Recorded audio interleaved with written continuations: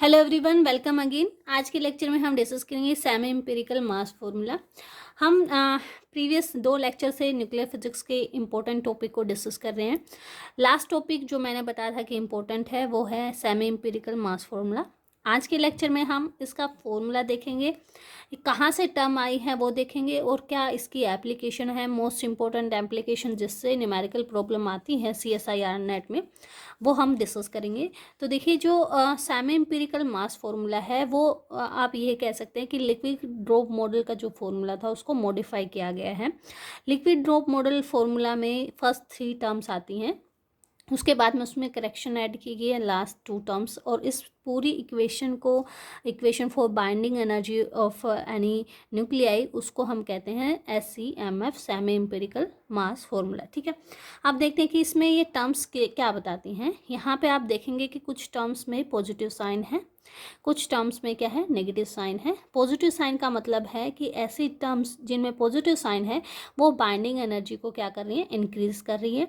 जिनमें negative sign है वो क्या कर रही है, बाइंडिंग एनर्जी को डिक्रीज कर रही है। ठीक है, तो इसमें टोटल जो आपकी 5 टर्म्स है। फर्स्ट टर्म है volume energy term, second one is surface energy term, third one is coulombic energy term, fourth asymmetry energy term, and last one is pairing energy term. ठीक है, अब यहाँ पे जैसे मैंने पहले बताया कि फर्स्ट 3 टर्म्स हमने किससे ली हैं, लिक्विड ड्रॉप मॉडल से, जहाँ पे किसी भी एटम के न्यूक्लियस को जो है कंपेयर किया गया था with the drop of a liquid, है ना। और यहाँ पे ये माना गया कि इनसाइड जो है, जैसे आप अगर बाइंडिंग एनर्जी कर्व को देखें, बाइंडिंग एनर्जी कर्व की जो शेप हमारे पास आती है वो लगभग कुछ इस तरीके से आती है, और अगर हायर ऑर्डर मास नंबर पे देखें तो लगभग वो क्या है, कांस्टेंट है। यानी कि जो बाइंडिंग एनर्जी है फॉर हायर मास नंबर वो क्या है, डायरेक्टली प्रोपोर्शनल है। और प्रोपोर्शनलिटी कांस्टेंट जब हटाया गया तो यहाँ पे एक टर्म आती है AVA। ठीक है, जो फर्स्ट टर्म हम कह रहे हैं, तो बाइंडिंग एनर्जी जो है मास नंबर के साथ डायरेक्टली वेरी करेगी, ये एक्सपेरिमेंटली ऑब्जर्व किया गया है। ठीक है, अब यहाँ पे फर्स्ट टर्म पॉजिटिव क्यों है वो हम अगर डिस्कस करें तो फर्स्ट टर्म में क्या कहा गया है कि किसी भी न्यूक्लियस के अंदर जो न्यूक्लियॉन्स हैं, जैसे ये सेंटर पे न्यूक्लियॉन है तो इसके नियर बाय जो न्यूक्लियॉन होंगे इसके साथ वो इंटरेक्ट करेगा, और जो न्यूक्लियर फोर्स होता है, अट्रैक्टिव फोर्स होते हैं, तो वो सिर्फ इन्हीं के साथ करेगा, जो दूर के होंगे उनके साथ नहीं करेगा। अब ये बात समझिए कि जितना ज़्यादा वहाँ पे वॉल्यूम होगा उतने ज़्यादा नंबर ऑफ़ न्यूक्लियॉन होंगे, जितने ज़्यादा नंबर ऑफ़ न्यूक्लियॉन होंगे ये इंटरेक्शन उतना ही क्या होगा, स्ट्रॉन्ग हो। जितना ज़्यादा इंटरेक्शन स्ट्रॉन्ग होगा, इस वजह से ये टर्म क्या होगी, आपकी पॉजिटिव होगी। ठीक है, फर्स्ट टर्म क्यों होगी A के प्रोपोर्शनल, क्योंकि जितना ज़्यादा वॉल्यूम, हमने बोला वॉल्यूम क्या होता है किसी भी, क्योंकि स्फेरिकल शेप, लिक्विड ड्रॉप मान रहे हो, स्फेरिकल शेप मान रहे हो, तो वॉल्यूम क्या होती है, 4/3 पाई R क्यूब होती है, और R क्या होता है, R0 A⁻⁴ और यहाँ पे R0 के टर्म में वैल्यू पुट करें तो वॉल्यूम क्या आ जाएगा, 4/3 पाई R0 क्यूब और A, यानी कि जो वॉल्यूम है डायरेक्टली प्रोपोर्शनल टू A है, जिस वजह से एनर्जी क्या हो जाएगी, डायरेक्टली प्रोपोर्शनल टू A हो जाएगी। ठीक है, फर्स्ट टर्म आ गया आपको। नेक्स्ट जो सरफेस एनर्जी टर्म की अगर हम बात करें, अब यहाँ पे देखते हैं कि जो सरफेस पे जो न्यूक्लियॉन होगा, इसके जो नेबर न्यूक्लियॉन होंगे वो लेस होंगे कंपेरेबल टू द जो आपके सेंटर में न्यूक्लियॉन होगा, तो जिस वजह से इसकी जो या कह सकते हैं कि इसकी जो इंटरेक्शन है वो कम हो जाती है, जिस वजह से ये टर्म क्या है, आपकी नेगेटिव है। तो सरफेस एनर्जी टर्म आपकी क्या होगी, नेगेटिव होगी, और ये डायरेक्टली प्रोपोर्शनल होगी सरफेस एरिया के। और सरफेस एरिया जो हमारा होता है स्फीयर के शेप में 4πr² होता है। R को अगेन आप R0 A⁻⁴ से रिप्लेस करेंगे तो सरफेस एनर्जी टर्म जो होगी वो इक्वल टू होगी या डायरेक्टली प्रोपोर्शनल होगी A⁻²/3 के, जहाँ पे AS जो है प्रोपोर्शनलिटी कांस्टेंट, इसको बोलते हैं सरफेस एनर्जी कांस्टेंट। ठीक है, नेक्स्ट टर्म डिस्कस करते हैं कोलम्बिक एनर्जी टर्म। ठीक है, अब हम ये मान के चलते हैं कि क्योंकि लिक्विड का ड्रॉप है, इस तरह बिहेव कर रहा है, तो यहाँ पे जो डिस्ट्रीब्यूशन है न्यूक्लियॉन का वो कैसा है, यूनिफॉर्म डिस्ट्रीब्यूशन है।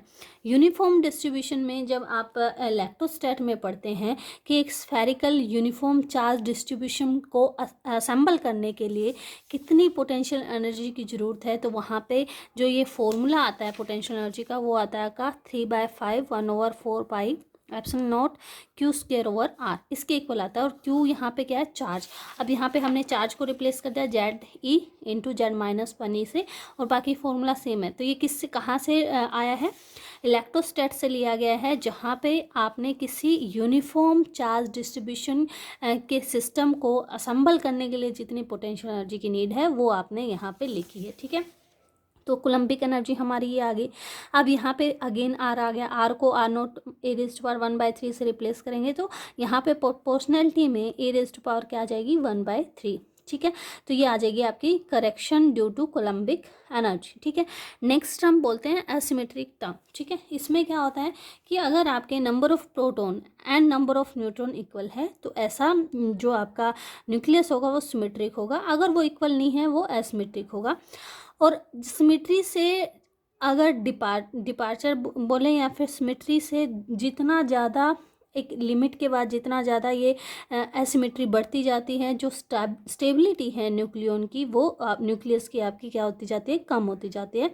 जिस वजह से स्टेबिलिटी कम होगी तो बाइंडिंग एनर्जी क्या हो जाएगी, कम हो जाएगी। अच्छा, यहाँ पे ये नेगेटिव टर्म क्यों है, क्योंकि ये रिपल्सन होता है, क्योंकि प्रोटॉन क्या है, पॉजिटिव चार्ज है, न्यूक्लियन पे तो चार्ज, न्यूक्लियस पे तो न्यूट्रॉन पे तो चार्ज नहीं है। Proton is a positive charge particle, और दूसरे प्रोटॉन को क्या करेगा, रिपेल करेगा, दूर जाने की कोशिश करेगा। दूर जाएगा तो बाइंड करने की जो एनर्जी है, उनको आपस में बाइंड करने, वो क्या हो रही है, डिक्रीज हो रही है। इस वजह से ये टर्म भी क्या होगी, आपकी नेगेटिव टर्म होगी। नेक्स्ट टर्म में देखिए यहाँ पे भी क्या हो रहा है, जितनी ज़्यादा एसिमेट्री बढ़ रही है वो स्टेबिलिटी क्या हो रही है, आपकी कम हो रही है। स्टेबिलिटी कम होने का मतलब उनको जो बाइंड करके रखी गई एनर्जी वो क्या हो रही है, कम हो रही है। कम हो रही है तो इसलिए इस टर्म को भी क्या रखा गया है, नेगेटिव रखा गया है। और ये किसके प्रोपोर्शनल होगी, एन माइनस जेड के स्क्वायर के प्रोपोर्शनल होगी। एन क्या होता है, ए माइनस जेड, तो एन को ए माइनस जेड से रिप्लेस करेंगे तो इस टर्म को ए माइनस 2z स्क्वायर ओवर ए के प्रोपोर्शनल होगी, ठीक है। नेक्स्ट टर्म डिस्कस करते हैं। नेक्स्ट टर्म हमारी आ गई पेयरिंग एनर्जी टर्म। पेयरिंग का क्या मतलब है, ये ऑब्जर्व किया गया कि जो इवन न्यूक्लियर का मतलब जिनके प्रोटॉन और न्यूट्रॉन इवन नंबर हैं वो सबसे ज़्यादा स्टेबल हैं। जो इवन ओड या ओड इवन न्यूक्लियाई हैं वो मॉडरेट स्टेबल हैं। आप ऐसा मान के चल सकते हैं, ये 160 अराउंड है, these are around 54 to 52 around है, ठीक है। लेकिन सबसे कम स्टेबल जो है वो ओड न्यूक्लियन है ना। तो जितने कम स्टेबल होंगे बाइंडिंग एनर्जी पर न्यूक्लियन उतनी ही कम होगी, ठीक है। तो यहाँ पे जो ये टर्म है लास्ट टर्म, इसमें पॉजिटिव टर्म आएगी इवन क्योंकि ये ज़्यादा स्टेबल है तो इट मीन्स ये क्या कर रही है, पेयरिंग की वजह से, यानी इवन न्यूक्लियाई होने की वजह से, ये पेयर बनने की वजह से जो बाइंडिंग एनर्जी है वो क्या कर गई है, इंक्रीज कर गई है, इसलिए ये टर्म क्या है, पॉजिटिव है। और यहाँ पे ये टर्म आएगी नेगेटिव किसके लिए, ओड न्यूक्लियाई के, क्योंकि ओड पेयर होने की वजह से ये बाइंडिंग एनर्जी क्या कर गई, डिक्रीज कर गई, इसलिए नेगेटिव टर्म है। AP जो होगा 0 होगा अगर इवन ओड है या ओड इवन न्यूक्लियाई है। AP क्या है यहाँ पे, पेयरिंग एनर्जी कांस्टेंट। एक्सपेरिमेंटली जो वैल्यू है ये आपने याद करनी है। वैसे तो CSI और नेट का अच्छा खासा लेवल है अपना, तो वो ऐसे तो नहीं पूछेगा कि बच्चे ने कितना क्रैम किया है, वो देगा आपको वैल्यू, लेकिन फिर भी अगर वैल्यू नहीं देता है तो सेफ साइड के लिए आप इसको याद करके चलिए कि अप्रोक्सीमेटली जो कांस्टेंट आपने यूज़ किए हैं वॉल्यूम, सरफेस, कोलम्बिक या एसिमेट्री या पेयरिंग टर्म में, वो कांस्टेंट की वैल्यू कितनी होती है, ठीक है। तो आप इसका स्क्रीनशॉट ले सकते हैं, इसको आपने याद करना है, ठीक है। अब यहाँ पे बात करते हैं इसकी एप्लीकेशन की। देखिए एप्लीकेशन बहुत सारी हैं जो सेमी एम्पिरिकल मास फॉर्मूला है, जैसे कि आप बता सकते हैं एटॉमिक मास डिटरमाइन कर सकते हैं, बाइंडिंग एनर्जी डिटरमाइन कर सकते हैं, जो फॉर्मूला मैंने अभी भी बताया आपको। किसी भी स्टेबल न्यूक्लियाई का क्यू वैल्यू निकाल सकते हैं अल्फा बीटा डीके में, या फिर आप बता सकते हैं charge radii, measurement of mirror nuclei. उसमें से जहाँ से न्यूमेरिकल प्रॉब्लम बनते हैं वो है आपके, एक तो आपसे पूछा जाता है कि मोस्ट स्टेबल आइसोबार का एटॉमिक नंबर कितना, यहाँ से प्रॉब्लम बनती है। दूसरा आपसे मिरर न्यूक्लियाई के केस में जो मास डिफरेंस आता है वहाँ से प्रॉब्लम बनती है। तो देखिए जो एटॉमिक मास है उसको हम ऐसे लिख सकते हैं, this Z mass of hydrogen atom, mass of जो आपका है न्यूट्रॉन माइनस बाइंडिंग एनर्जी, है ना।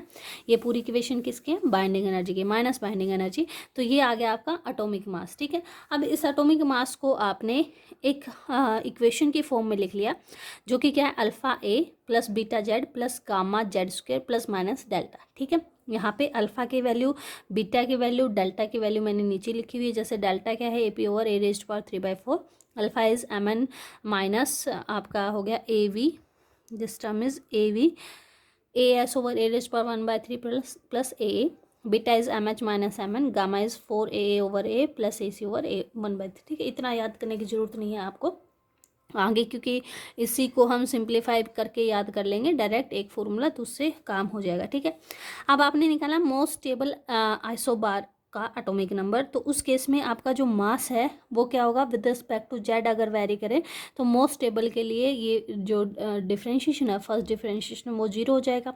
इस इक्वेशन का फर्स्ट डिफ्रेंशिएशन करेंगे तो बीटा प्लस 2 गामा जेड, और वो टर्म 0, तो यहाँ से जेड की वैल्यू क्या आ जाएगी, minus beta over 2 gamma. This is the condition for stability, है ना। यही आइसोबार जो इस कंडीशन को सेटिस्फाई करेगा वो सबसे ज़्यादा स्टेबल होगा। अब यहाँ पे बीटा की वैल्यू अगर हम पुट करें, ये वाली वैल्यू, गामा की वैल्यू अगर हम पुट करें, और उस वैल्यू में AC, क्योंकि AC आ रहा है, A आ रहा है, तो ये वैल्यू अगर पुट करें तो ये approximately Z is equal to A over AC/2AA raised power 2/3 plus 2। ये दोनों फॉर्मूले आपको याद करने, ये भी याद करना बहुत इंपॉर्टेंट है। और अगर ये ऊपर वाली वैल्यू यूज़ कर दें तो ये टर्म बन जाती है A over 0.015 A raised power 2/3 plus 2। बहुत इंपॉर्टेंट फॉर्मूला है, डायरेक्ट यही याद कीजिए आप, यहाँ से आपकी न्यूमेरिकल प्रॉब्लम सोल्व हो जाएगी। ठीक है, नेक्स्ट जो इसमें पूछा गया है, mass difference in case of pair of mirror nuclei. Mirror nuclei क्या होंगे, जिसके एक के प्रोटॉन दूसरों के न्यूट्रॉन के इक्वल होंगे, दूसरे के न्यूट्रॉन उसके प्रोटॉन के इक्वल होते हैं। तो यहाँ पे देखिए जो मास डिफरेंस इस केस में आता है वो MH माइनस MN। हमने बस इसी एटॉमिक मास में दोनों के मास नंबर यहाँ पे पुट कर दिए, दोनों को सब्ट्रैक्ट कर दिया, उससे जो इक्वेशन निकल के आएगी वो ये है। ठीक है, तो ये MH minus MN 2AC over A raised power 1/3 Z minus 1 के इक्वल होता है। यहाँ पे अगर आप इस टर्म को नेग्लेक्ट कर दें, MH माइनस MN को, क्योंकि MH क्या है, मास ऑफ हाइड्रोजन एटम, और उसमें क्या होंगे आपके, एक आपका प्रोटॉन होगा और एक इलेक्ट्रॉन होगा, और आपका मास ऑफ इलेक्ट्रॉन जो होता है वो 1836 टाइम कम होता है कंपेरेबल टू प्रोटॉन। तो आप मान के चल सकते हैं कि नियरली जो मास ऑफ हाइड्रोजन है वो मास ऑफ न्यूट्रॉन के इक्वल है। तो ये 0 हो गई हमारी टर्म, इसको हमने नेग्लेक्ट कर दिया। तो जो मास डिफरेंस हमारा आ जाएगा, सिर्फ ये टर्म आ जाएगी 2AC over A raised power 1/3 Z minus 1। ठीक है, ये कब आई है टर्म, जब आपने यहाँ पे कंप्लीट टर्म को एज इट इज़ लिया है। अब अगर इस टर्म में आप EC की जगह जेड इंटू जेड माइनस 1 की जगह डायरेक्ट जेड स्क्वेयर ले लें, ठीक है, 1 को नेग्लेक्ट कर दें, तो जो ये टर्म आपने ऊपर कैलकुलेट की है ये टर्म आपकी आ जाएगी MH minus MN plus AC raised to power 2/3। और अगर आप इसको नेग्लेक्ट कर दें MH माइनस MN को, तो ये टर्म क्या आ जाती है, delta M is AC A raised power 2/3। बहुत इंपॉर्टेंट रिजल्ट है, ये आपने क्रैम करना है कि जो मास डिफरेंस होता है pair of nuclear mirror nuclei में, वो AC into A raised to power 2/3 के इक्वल होता है। अपकमिंग लेक्चर में हम डिस्कस करेंगे इससे रिलेटेड न्यूमेरिकल प्रॉब्लम को। Thank you.